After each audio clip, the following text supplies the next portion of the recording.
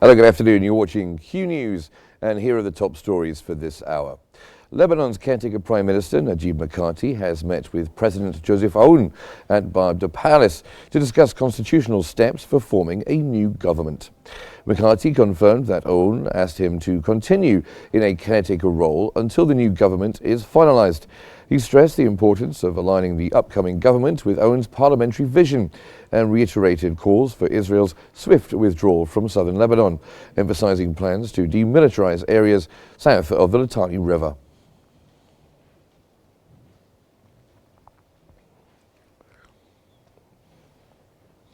Lebanese Finance Minister Youssef Al-Khalil has expressed optimism following the election of General Joseph Aoun as president, highlighting its potential to restore financial trust. Al-Khalil stressed the importance of public and institutional confidence to revive Lebanon's economy and called for key government reforms to attract Arab and foreign investments. While he acknowledged challenges such as declining exports and imports and the impact of the Syrian crisis, he noted improved international bonds as a positive sign post-election.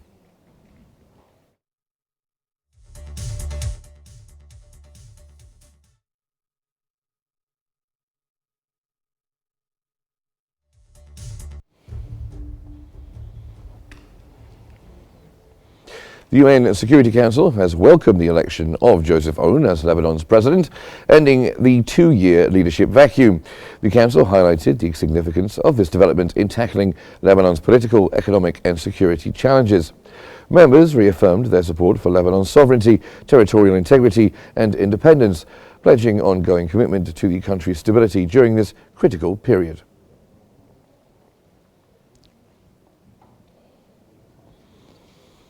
Four Palestinians were killed today in Gaza as the Israeli military campaign entered its 16th month.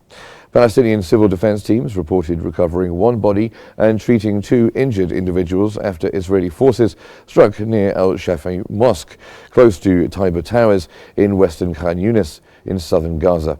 The attack targeted a civilian area, further highlighting the ongoing crisis in the region.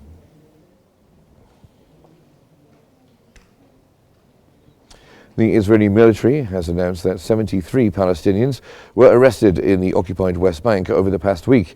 The military also reported that several Palestinians were killed during operations in the territory. According to Palestinian sources, these arrests bring the total number of detentions in the West Bank since October 2023 to more than 14,300, including individuals who were later released. The ongoing operations have intensified tensions in the region.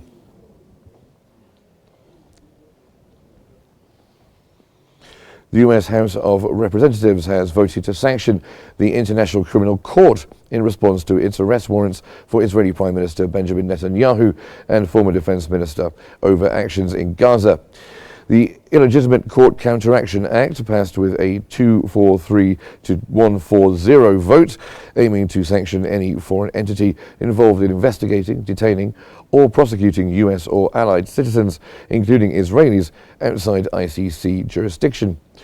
45 Democrats joined the 198 Republicans in supporting the bill, with no Republican opposition.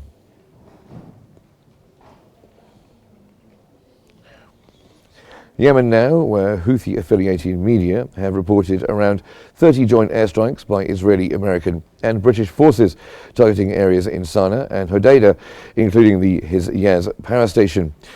That came as Israeli media confirmed this as the first coordinated strike between Israel and the US-led coalition against Houthi targets in Yemen, part of Israel's strategy to counter Houthi influence in the region.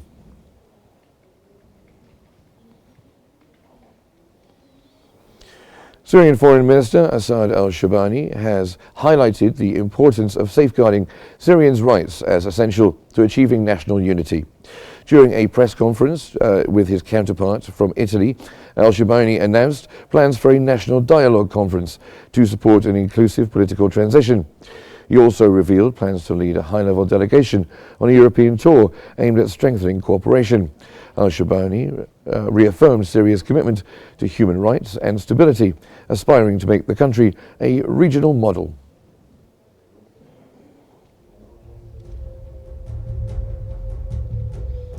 And that's all our top stories for this hour. Thanks for watching, and stay tuned for more updates here on Q News.